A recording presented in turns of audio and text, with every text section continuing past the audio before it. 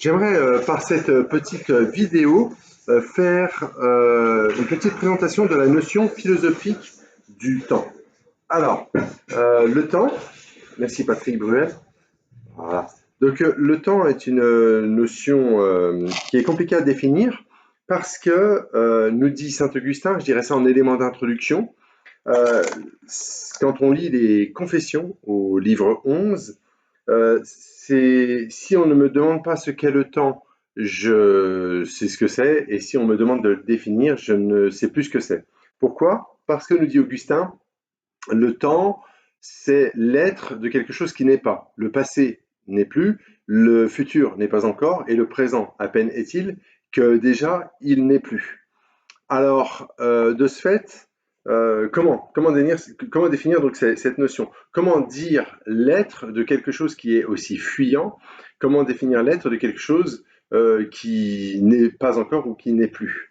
Alors, je proposerai ici trois tentatives de définition, hein, parce que dans la perspective donc, eh bien, d'un sujet qui pourrait tomber au baccalauréat sur ce thème, ça peut être intéressant d'avoir un peu des références à l'esprit pour pouvoir les réutiliser.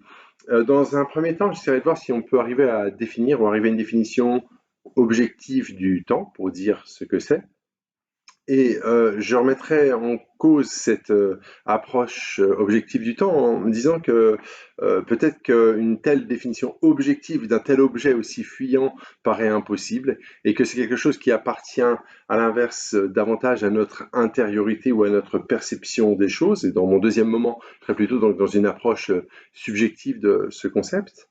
Le risque étant, et ce sera donc la limite de mon deuxième moment argumentatif, eh bien de définir le temps comme étant quelque chose, comme une espèce d'impression, un sentiment trop subjectif et finalement trop subjectiviste, ce qui m'amènerait finalement ce qui nous amènerait à dire que finalement le temps serait quelque chose comme une espèce donc d'irréalité ou quelque chose donc de peut-être d'essentiellement psychologique, mais qui n'aurait pas de réalité en soi. Ce qui m'amènera dans une troisième partie à essayer de ressaisir cette essence du temps que nous partageons finalement avec toute chose et qui met finalement, parce que tout passe, hein, même par exemple la tomate qui est là, c'est une tomate, eh bien, elle vieillit, elle mourra un jour, voilà, donc tout passe, tout meurt, nous aussi. Et donc de ce fait, à partir d'une définition du temps, peut-être ce qui est en jeu, c'est une ontologie, c'est-à-dire une définition de l'être, de tout ce qui est.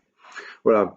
Alors, mon premier moment, ce serait celui donc de la question donc, d'une définition du temps. Est-ce qu'une définition objective du temps est possible? Est-ce que le temps est saisissable comme objet? Celui qui a voulu, je vais directement vers des références que vous pouvez lire. Je fais référence ici au manuel de la grave des terminales, donc le manuel que nous avons eu cette année et dans lequel donc, vous pourrez trouver les textes. Le premier donc, à essayer de poser donc, une définition, on va dire, objective du temps, c'est Aristote dans la physique au chapitre 4. Pour le baccalauréat, n'oubliez pas que ça peut être intéressant d'avoir des références d'auteurs, de connaître les auteurs, de connaître les titres d'ouvrages et puis si possible même les endroits exacts où les définitions de notions sont apportées.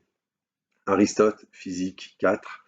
On trouve ça donc dans votre manuel à la page 393, donc dans le manuel de la grave, et le titre du texte par les éditeurs est le nombre d'un mouvement.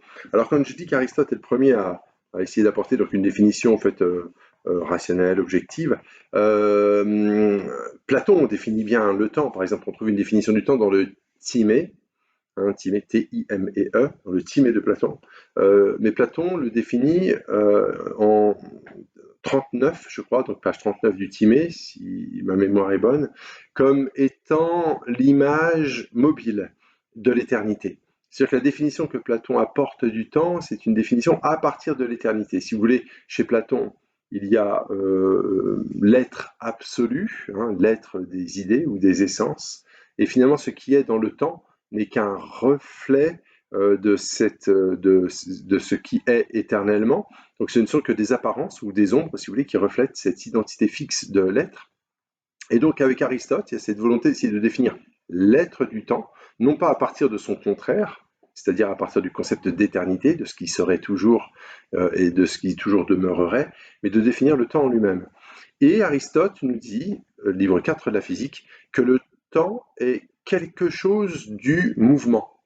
Alors, ce qu'Aristote appelle le mouvement, c'est toute forme de changement et de mouvement. Alors, pour lui, il y a 4 types de changements. Hein, donc, au livre de la physique, toujours et encore, au livre 2, Aristote dit qu'il y a le changement selon la substance, la naissance et la mort, apparition et disparition. Le changement selon la quantité, c'est-à-dire l'augmentation et donc l'accroissement et le décroissement. Le changement selon la qualité, hein, s'embellir, s'enlaidir, vieillir, rajeunir, ce sont des qualités. Donc c'est le troisième type de changement, si vous voulez, selon la qualité. Et le dernier changement, c'est le déplacement selon le lieu, en fait. Voilà. Et quand il y a perception d'un changement, eh bien, on perçoit que du temps a passé. Alors Aristote nous dit, le temps est quelque chose du mouvement, mais ce n'est pas le mouvement. Parce que vous voyez qu'un mouvement peut être relatif. Il peut se passer plus ou moins rapidement ou plus ou moins lentement. Par exemple, on peut vieillir lentement et on va dire de quelqu'un, tiens, tu restes jeune, ou bien au contraire, on peut vieillir plus vite. Donc le temps est tout à fait relatif. Donc un mouvement est relatif, hein, donc un déplacement peut être plus ou moins rapide, etc. Donc le temps n'est pas le mouvement lui-même, il est quelque chose du mouvement. Donc c'est quelque chose qui nous permet donc de percevoir le mouvement et ce quelque chose du mouvement, Aristote nous dit que c'est une mesure. Donc le temps chez Aristote est la mesure du mouvement. C'est la raison pour laquelle, donc, au livre 4 de la physique, Aristote nous dit que le temps, c'est le nombre du mouvement selon l'antérieur et le postérieur, c'est-à-dire selon l'avant et l'après. Donc, de ce fait, le temps est un nombre, une mesure, le résultat d'une mesure. Une journée, une année, une semaine, 10 ans, etc. Donc quelque chose de mesuré. De ce fait, on pourrait dire, bon, ben voilà, en définissant le temps comme mesure, on arrive là à une définition objective du temps, ce qui peut être le temps du calendrier, le temps de la mesure, 1 heure de cours, etc., 15 minutes de vidéo ou un peu plus, on verra si on a le temps. Et voilà. Donc, par là, on pourrait dire qu'en tant que mesure, on a saisi l'objet qui était le temps.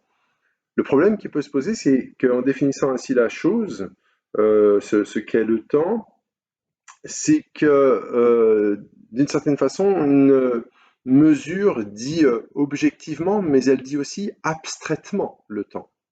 C'est que le temps n'est pas seulement quelque chose de mesuré, le temps c'est aussi quelque chose qui passe, quelque chose qui se passe, et ce qui se passe en toute chose, c'est aussi quelque chose, pourrait-on dire, donc d'éprouvé, et une semaine, un mois ou 1 heure, oui, c'est bien quelque chose, mais en réalité c'est rien, c'est une abstraction en fait.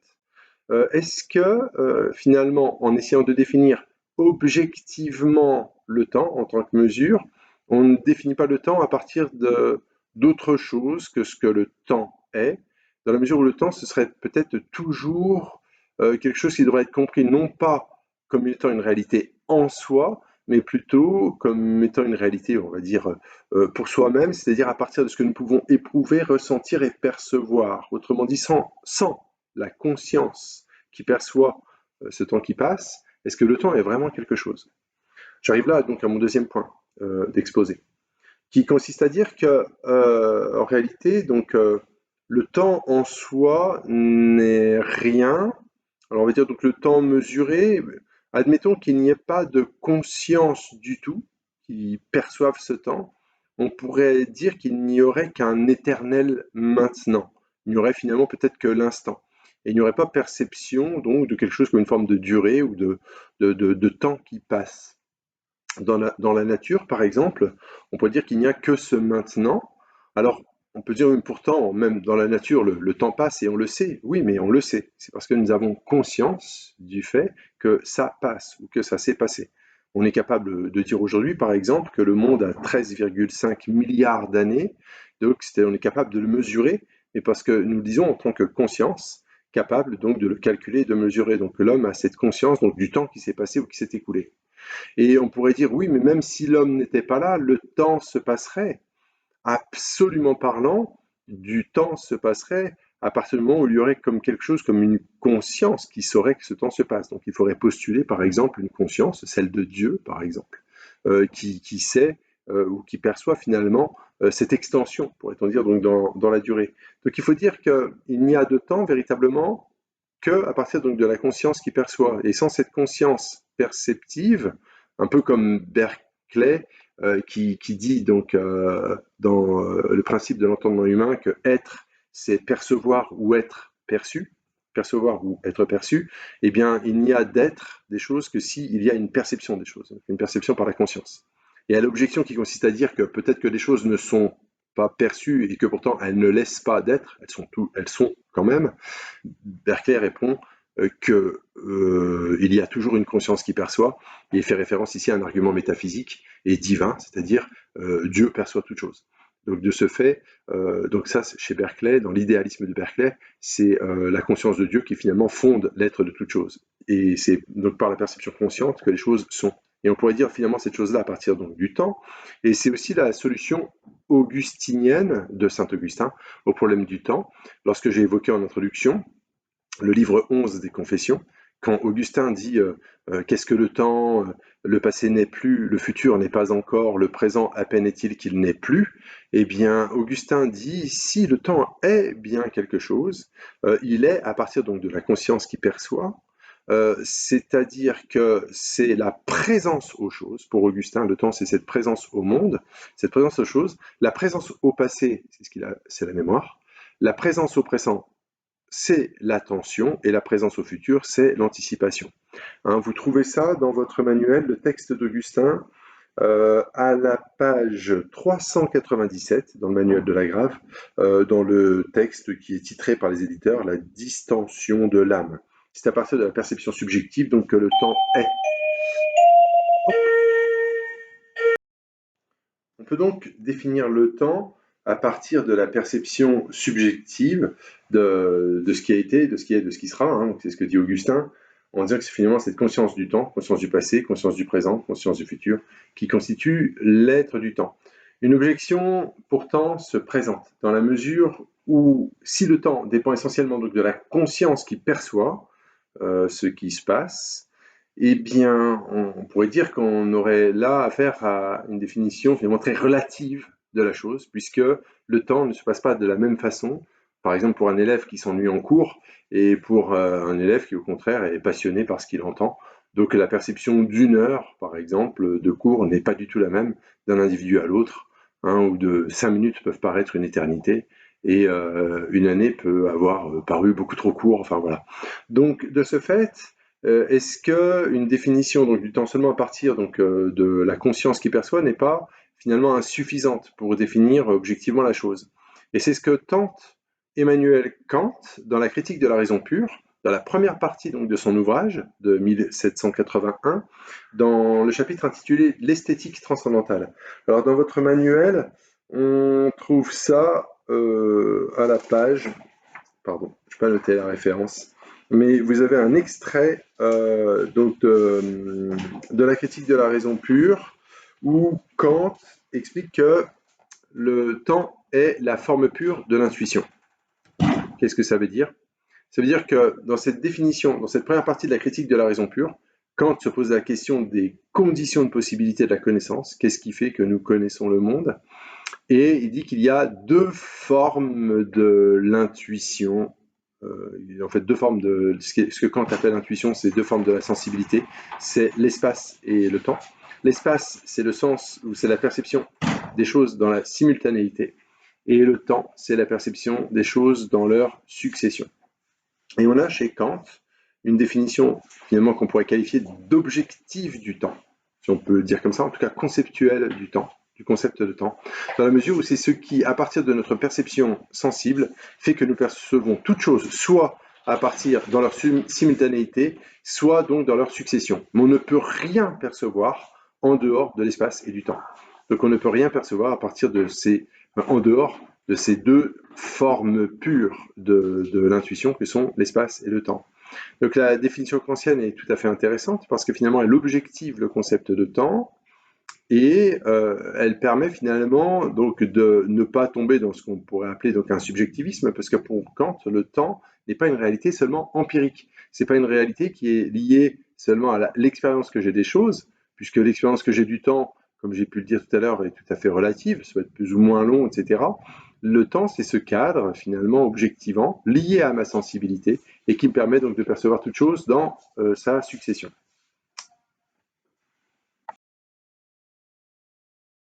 Voilà, pour la référence à Kant, dans la critique de la raison pure, dans votre manuel, c'est à la page 400. Hein, donc l'esthétique transcendantale de la critique de la raison pure de Kant. Une petite tisane sur Pierre. Ah, je ne sais pas si je vais avoir le temps. Allez, je veux bien. Merci. Voilà. Donc, ce qui est intéressant avec la référence à Kant, c'est le fait qu'il donne une définition du temps dépendante de la subjectivité de tout un chacun, mais qui en même temps relève finalement de l'objectivité, parce que nous avons tous exactement le même sens temporel. C'est-à-dire que le temps, donc c'est cette façon de percevoir les choses dans leur succession. Voilà. J'ai quand même une objection aussi qui vient à l'esprit, c'est que ce que dit Kant, en essayant d'objectiver ce qu'est le temps et le concept de temps, en donnant donc une définition objective, il y aurait une définition du temps à partir d'une certaine indifférence.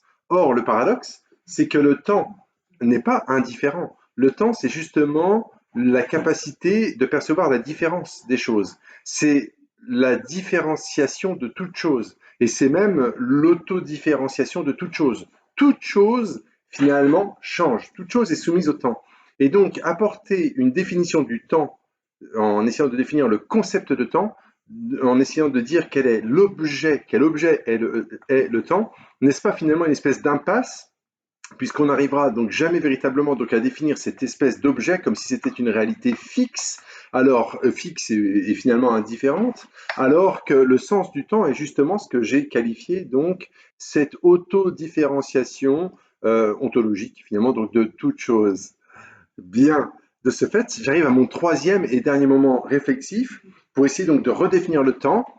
Finalement, pour essayer de définir le temps, il faudrait s'appuyer peut-être sur un auteur comme Bergson.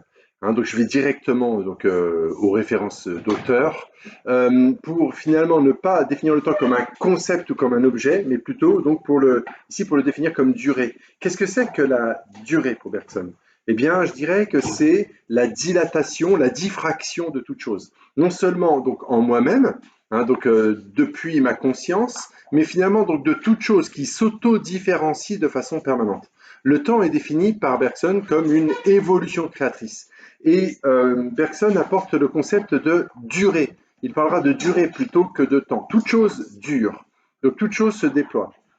Pourquoi? Eh bien parce que justement le concept de temps, nous avons cette tendance, l'intelligence humaine a tendance finalement à penser le temps un petit peu donc comme un objet dans lequel les choses se dérouleraient, mais comme si toutes les étapes étaient déjà co-présentes pour un entendement ou pour une intelligence qui percevrait déjà finalement le temps T0, T1, T2, T3, Tn, T à l'infini.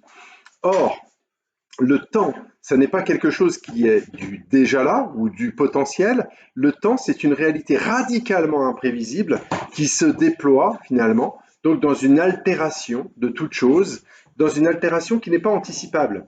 Bien sûr, on peut prévoir, nous anticipons, nous autres êtres humains, nous sommes capables donc de gérer les choses et nous sommes donc dans cette approche de gestionnaire qui sommes capables donc de voir des tendances et de voir les possibles qui adviennent. Mais en réalité, rien n'est déjà là. Tant que ça n'est pas là, eh bien, Bergson nous dit les choses ne sont pas encore. Donc le temps, ça n'est pas du tout fait, le temps, c'est du se faisant, en train de se faire.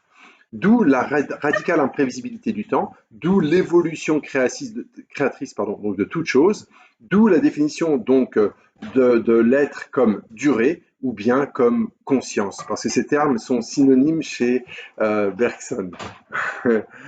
Voilà. Euh, donc, bonjour. Oui. Et donc, pour ça, vous pouvez aller finalement voir dans votre manuel, il y a deux textes intéressants de Bergson. c'est à la page 403 et à la page 405.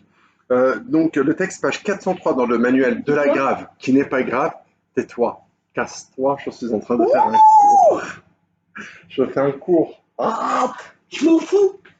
Mais non, Tu sais non, quoi? Je m'en fous, non, gars. arrête. Gars. C'est tout à fait.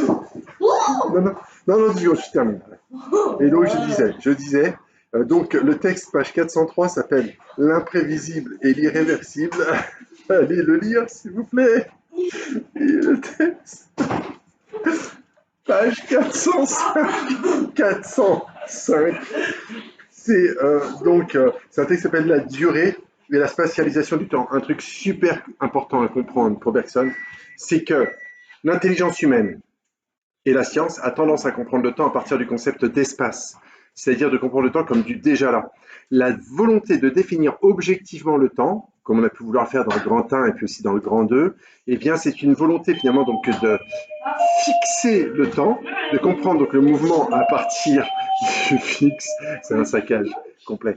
Et donc on comprend le temps à partir de la notion d'espace. Or, il y a une hétérogénéité entre le concept de temps et le concept d'espace. L'espace, c'est du déjà là, du simultané, alors que le temps, c'est du se faisant où on ne peut pas anticiper ce qui advient. En fait. Voilà. Il faudrait développer davantage sur la pensée de Bergson. Mais ce qui est intéressant avec le concept de durée, au sens bergsonien du temps, c'est qu'on a une définition effectivement conceptuelle du temps, mais qui prend en compte sa dimension radicalement psychique pour Bergson, de durée ou de conscience qui se déploie et dans laquelle se déploie la connaturalité de toute chose, c'est-à-dire de nous-mêmes qui nous déployons dans le temps avec toute chose qui est aussi donc vieillissante et aussi changeante.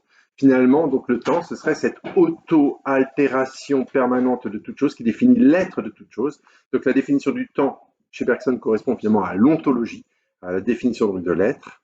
Et on en a donc une définition conceptuelle chez Bergson qui définit ce temps comme durée qui se déploie de façon imprévisible en amassant donc tout le passé et qui en même temps correspond donc à cette perception subjective ou psychologique que nous pouvons en avoir car nous savons, comme dit Patrick Bruel dans sa chanson, que le temps passe de façon irréversible. Merci de m'avoir écouté.